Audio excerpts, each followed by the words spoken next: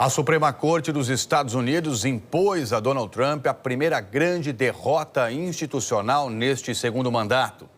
Os juízes consideraram ilegal o tarifaço de Trump a dezenas de países, incluindo o Brasil, no ano passado. Depois da derrota, o presidente americano anunciou uma nova tarifa de 10% para o mundo todo. Por 6 votos a 3, a Suprema Corte impôs a maior derrota institucional de Donald Trump desde que retornou à Casa Branca. 2 dos 3 juízes nomeados por ele em seu primeiro mandato votaram contra as medidas do presidente. Na decisão, a Suprema Corte argumentou que Trump não pode impor tarifas amplas sem autorização expressa do Congresso. Era isso que Trump vinha fazendo, usando uma lei de 1977 que trata de emergências nacionais. O professor David Levine, da Universidade da Califórnia, avalia que essa é a maior derrota de Trump no segundo mandato.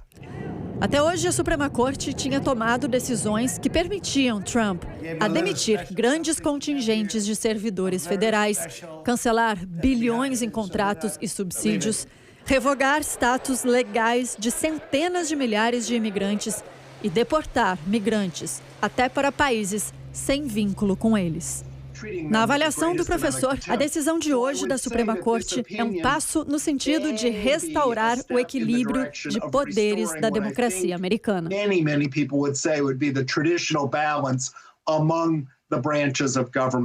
A Suprema Corte se manifestou num processo que foi movido por empresas varejistas americanas.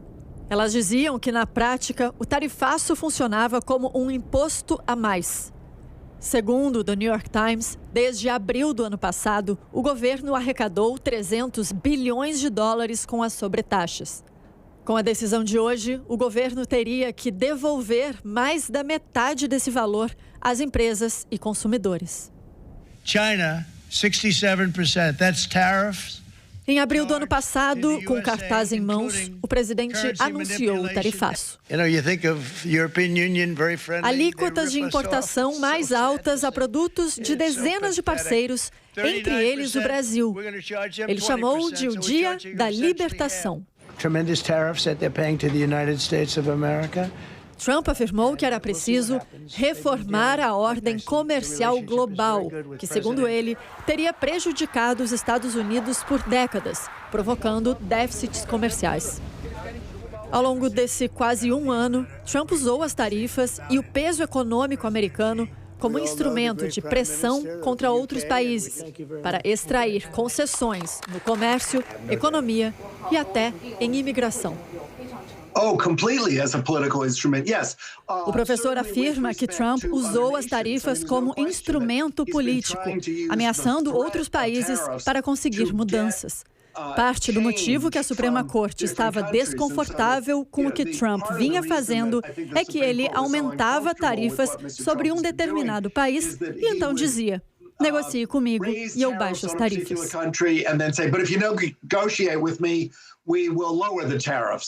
Em julho do ano passado, Trump elevou a tarifa do Brasil a 50%, uma das mais altas do mundo.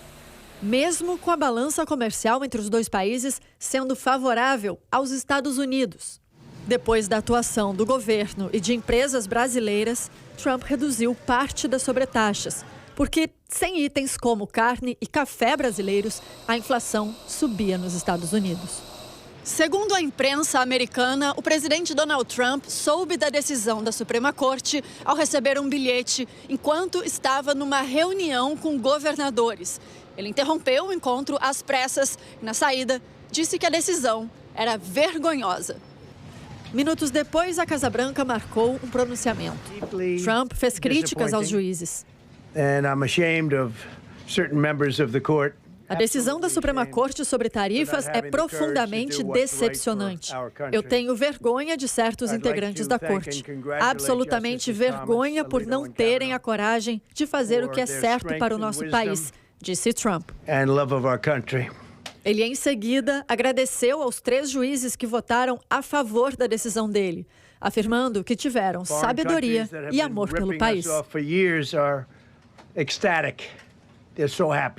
Trump afirmou ainda que a decisão sobre se o governo deve devolver o que arrecadou com a sobretaxa pode se transformar num longo litígio.